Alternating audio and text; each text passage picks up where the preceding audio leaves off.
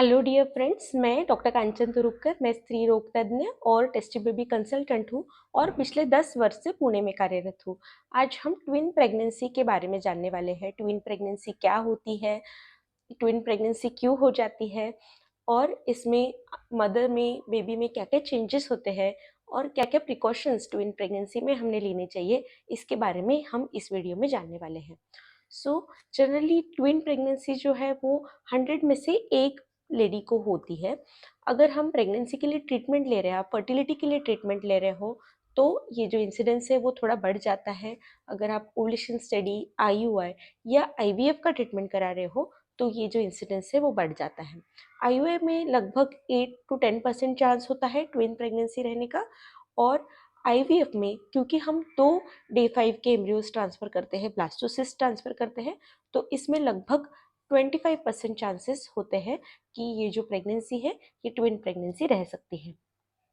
अब जानते हैं कि ट्विन प्रेगनेंसी कैसे रहती है। जब एक एग रिलीज होता है, ये एग फर्टिलाइज होता है स्पर्म के साथ और उसके बाद जाइगोट बनता है।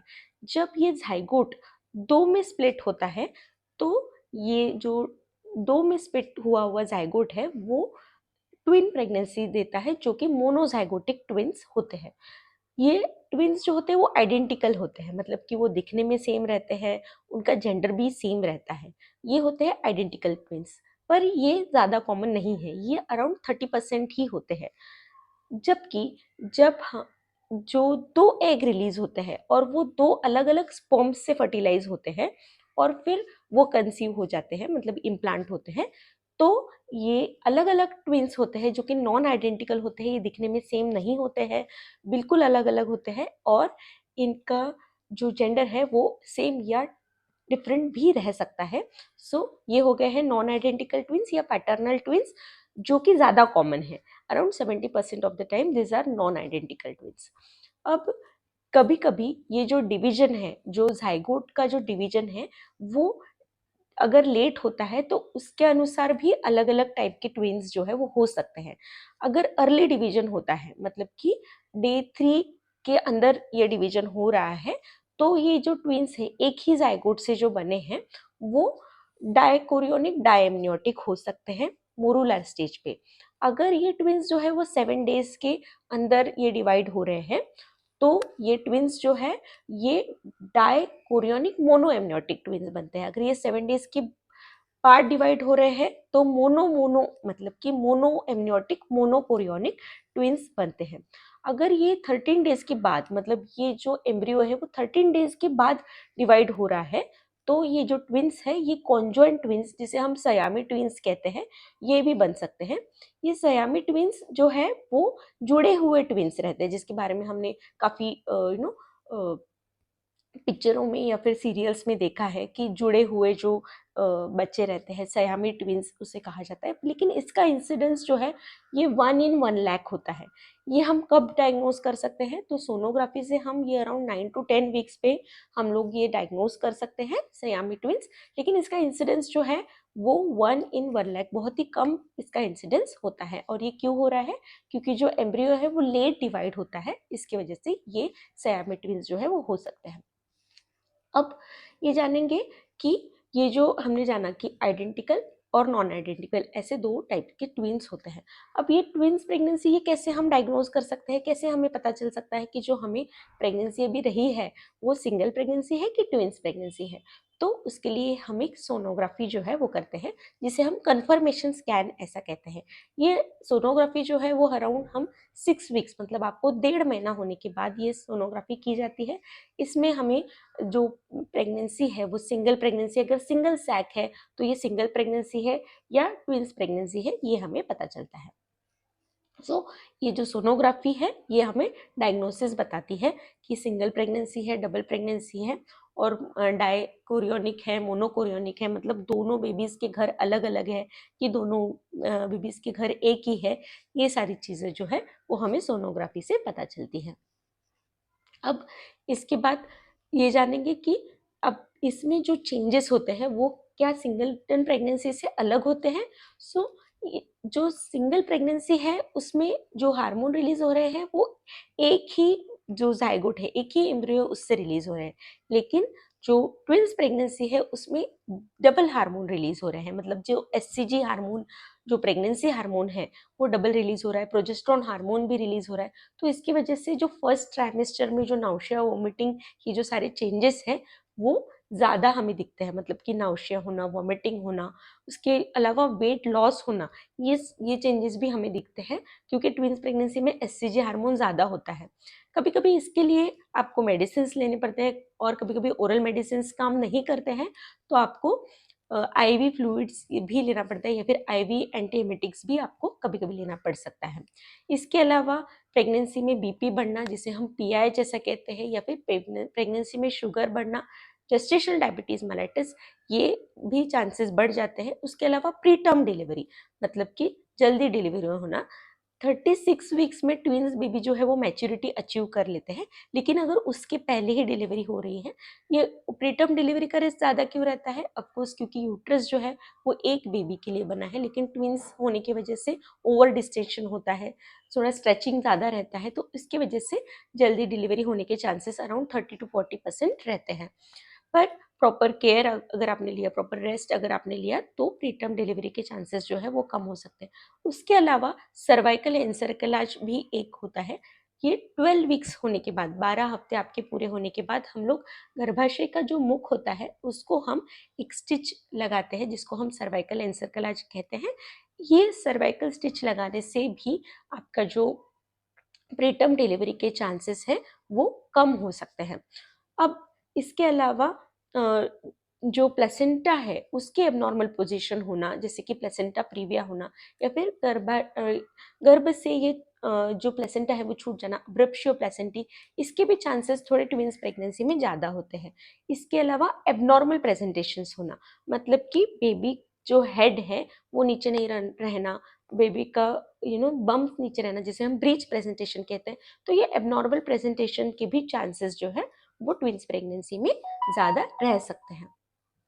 इसके अलावा जो बाकी के जो चेंजेस होते हैं, जैसे कि डिफ़िकल्टी होता है चलने में, ब्रीदिंग में डिफ़िकल्टी होता है, क्योंकि लास्ट ट्राइमेस्टर में, मतलब कि थर्ड ट्राइमेस्टर में वेट आपका ज़्यादा बढ़ जाता है। जो नॉर्मल वेट है अराउंड 12 to 13 kg, जो वेट सिंगल प्रेगनेंसी में बढ़ता है उससे ज़्यादा वेट रहता है, अराउंड 17 to 19 kg भी वेट जो है वो गेन हो सकता है ट्विन प्रेगनेंसी में। डिपेंड करता है हर एक पेशेंट जो है उनमें, डिपेंड बेबी वेट, उसके अलावा प्लेसेंटा, एमनियोटिक फ्लूइड, इसके ऊपर ये सारी चीज़ें जो है वो डिपेंड करती है कि कितना वेट गेन आपको हो रहा है। सो वेट गेन ज़्यादा रहता है, इसकी वजह से चलने में दिक्कत, पैरों में स्वेलिंग होना और ब्रेथलेसनेस होना, मतलब कि आपको सांस लेने में दिक्कत होना, सोने में दिक्कत होना, ये सारी चीज़ें जो है वो लास्ट के ट्राइमेस्टर में, मतलब कि थर्ड ट्राइमेस्टर में बढ़ सकती हैं। इसके अलावा डिलीवरी के वक्त भी सिजेरियन सेक्शन के चांसेस जो है वो ट्विन प्रेगनेंसी में थोड़े ज़्यादा होते हैं, क्योंकि जैसे मैंने बोला कि कॉम्प्लिकेशंस का रेट थोड़ा ज़्यादा होता है। एबनॉर्मल प्रेजेंटेशन, मतलब कि बेबी अगर हेड से नहीं है तो, या फिर बेबी प्रीटर्म है, थोड़े कम दिन में ही आपको पेन्स चालू हुए, तो ये सारी चीज़ों की वजह से सिजेरियन का रेट जो है वो थोड़ा ज़्यादा होता है। लो बर्थ वेट का बेबीज़ होना, ये भी थोड़ा एक चिंता की बात जो ट्विन्स प्रेगनेंसी में रह सकती है। इसके लिए प्रॉपर आपको कंसल्टेशन जो है, प्रॉपर प्रिकॉशंस जो है वो ट्विन प्रेगनेंसी में आपने लेने चाहिए। इसके अलावा क्या-क्या मेडिसिन्स आपने लेने चाहिए, क्या-क्या सोनोग्राफीज़ आपने कराने चाहिए, तो रेगुलर आपका जो फर्स्ट ट्राइमेस्टर है, उसमें ऑफ कोर्स अगर आपका नेचुरल कंसेप्शन है, तो जो भी आपके मेडिसिन्स आपको मिले हैं, जैसे कि फॉलिक एसिड है, प्रोजेस्टेरॉन सप्लीमेंट्स है, एंटी इमेटिक्स है, ये आपने लेनी चाहिए। अगर आपका आईयूआई या फिर आईवीएफ कंसेप्शन है, तो प्रोजेस्टेरॉन सप्लीमेंट्स आपको मेटिकुलसली फॉलो करने हैं। जो भी मेडिसिन्स आपको इसके अलावा आपके डॉक्टर ने बोले हैं वो आपको मेटिकुलसली फॉलो करने हैं। इसके अलावा सेकेंड ट्राइमेस्टर में, मतलब कि 12 हफ्ते के बाद आपने आयरन और कैल्शियम की टैबलेट्स लेनी है। एनीमिया का रिस्क जो है वो थोड़ा-सा ट्विन्स प्रेगनेंसी में, क्योंकि रिक्वायरमेंट ज़्यादा रहती है, तो एनीमिया का भी चांसेस जो है वो बढ़ता है। तो इसलिए हाई आयरन डाइट आपने ज़रूर लेना चाहिए और आयरन की टैबलेट्स जो है वो भी आपने ज़रूर कंज़्यूम करनी चाहिए। आपका रेगुलर हीमोग्लोबिन चेकअप जो है वो आपने ज़रूर कराना है। इसके अलावा जो भी बेबी की ग्रोथ है वो सेम दोनों बेबीज़ की जो ग्रोथ है वो जो प्रेगनेंसी वीक बाय वीक हमारे वीडियोस हमने बनाए हैं उसकी तरह ही है हमारे बेबीज़ की ग्रोथ होती है।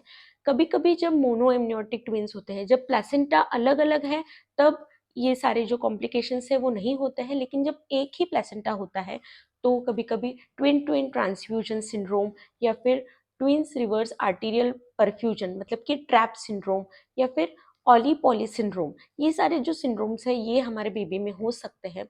सो ये कार्डियक ट्विंस, ये सारे जो सिम्टम्स सिंड्रोम्स हैं ये जो मोनोकोरियोनिक ट्विंस हैं इनमें ज़्यादा होते हैं। डायकोरियनिक मतलब जिनमें बेबी जो है वो अलग अलग घर है उनके, उनमें ज़्यादातर जो कॉम्प्लिकेशंस हैं वो नहीं रहते हैं।